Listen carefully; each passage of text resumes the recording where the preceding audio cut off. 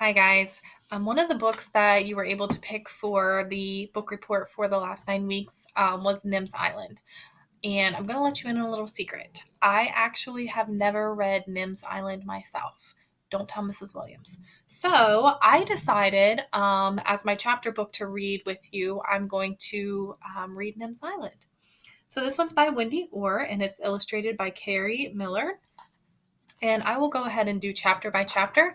That way you can read along and then we can stop and then you'll be able to pick up where we left off easily. In a palm tree on the island, in the middle of the wide blue sea, was a girl. Nim's hair was wild-eyed, her eyes were bright, and around her neck she wore 3 cords. One was for a spyglass, one for a whirly whistling shell, and one for a fat red pocket knife in a sheath.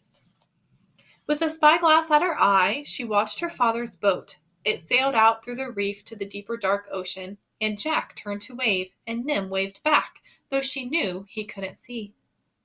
Then the white sails caught the wind and blew him out of sight, and Nim was alone. For 3 days and 3 nights, whatever happened or needed doing, Nim would do it. And what was needed first, said Nim, is breakfast. So she threw 4 ripe coconuts, thump, into the sand and climbed down after them.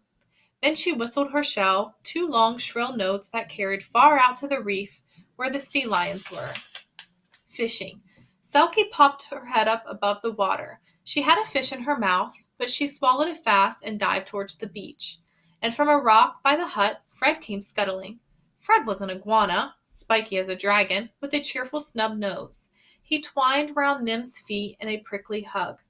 Are you saying good morning? Nim demanded, or just begging for breakfast? Fred stared at the coconuts. He was a very honest iguana. Coconuts are tricky to open, but Nim was an expert. With a rock and a spike, she punched a hole and drank the juice, cracked the shell, and pried out the flesh. Fred snatched his pieces and gulped it down.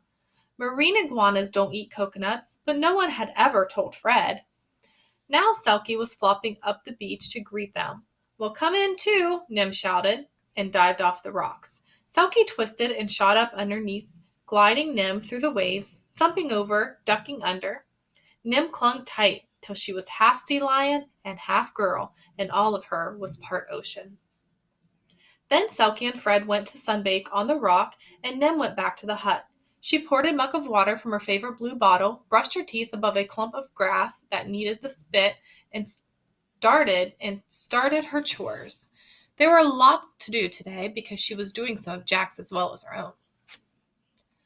Long ago, when Nim was a baby, she had a mother as well as Jack. But one day, her mother had gone to investigate the contents of a blue whale's stomach. It was an interesting experiment that no one had done for thousands of years, and Jack said that it would have to be all right.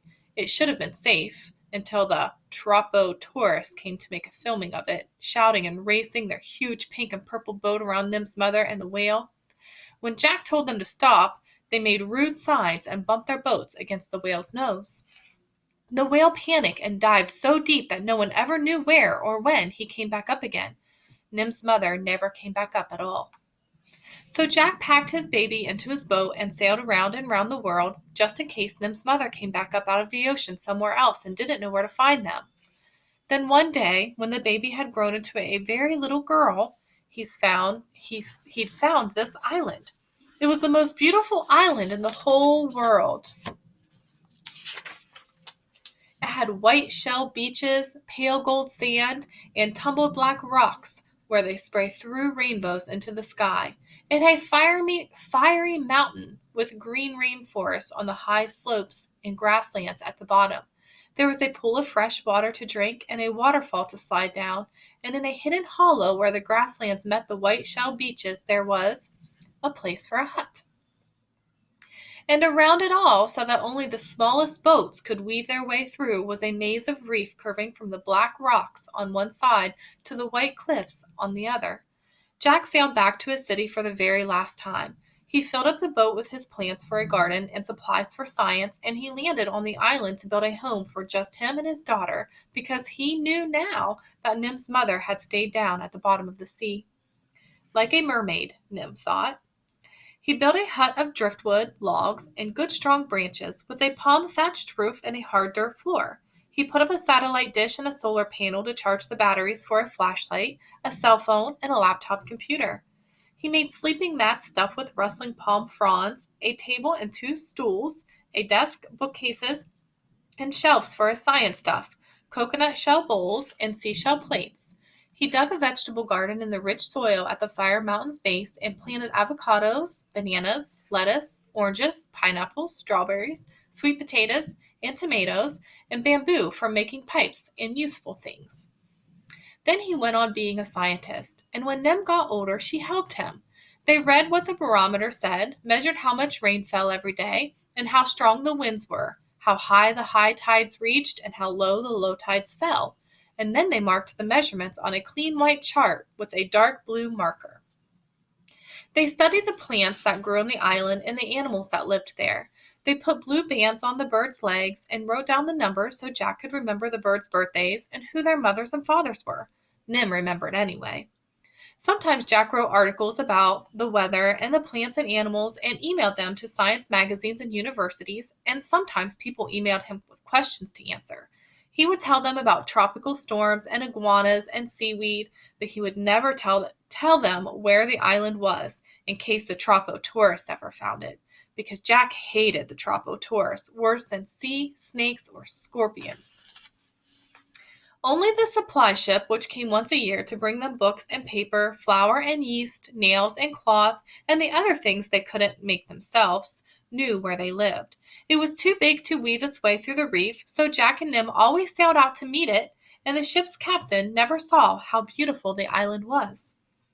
And every day, no matter how excited Jack got about finding a new kind of seashell or butterfly, they looked after their garden. They watered it if it was dry, weeded the weeds, and picked what was ripe. Jack built a three-sided shed for the tools, with a hook for the bananas and his big machete to cut them with. The machete was Nim's favorite tool. When they looked after the garden and fished for dinner and checked the beaches for driftwood or bottles or anything else that might have floated in on the tide, Nim had school. That was what they called it, but it wasn't inside, and it wasn't at a desk. They sat on the beach in the dark to study the stars and climbed cliffs to see birds in their nests. Nim learned the language of dolphins, about the tiny crabs that float out to sea on their coconut homes, and how to watch the clouds and listen to the wind. Sometimes for a whole day they talked in sea lion grunts, or frigate bird squawks, or plankton wiggles. Jack loved plankton. Nim's favorites were the ones that shone bright in the sea at night, but Jack loved them all, because they were so little and so important, because little fish ate them, and bigger fish ate the little fish, and the biggest fish ate the bigger fish, and there wouldn't have been any fish at all if it weren't for plankton.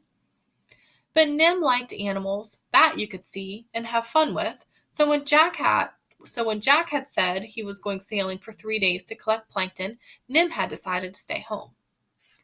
"I'll phone every night at sunset," said Jack, "and then you can check the email. If you don't hear from me or see me for 3 days, send me an SOS. But Nim knew that Jack would be okay because he was the best sailor on the ocean, and Jack knew that Nim would be okay because Selkie was always with her. Selkie sometimes forgets that Nim was strong and smart and looked after her as if she were a tiny pup. Even when the king of the sea lions barked at her to come and fish or snuggle down at night with her sea lion family, Selkie stayed close to Nim.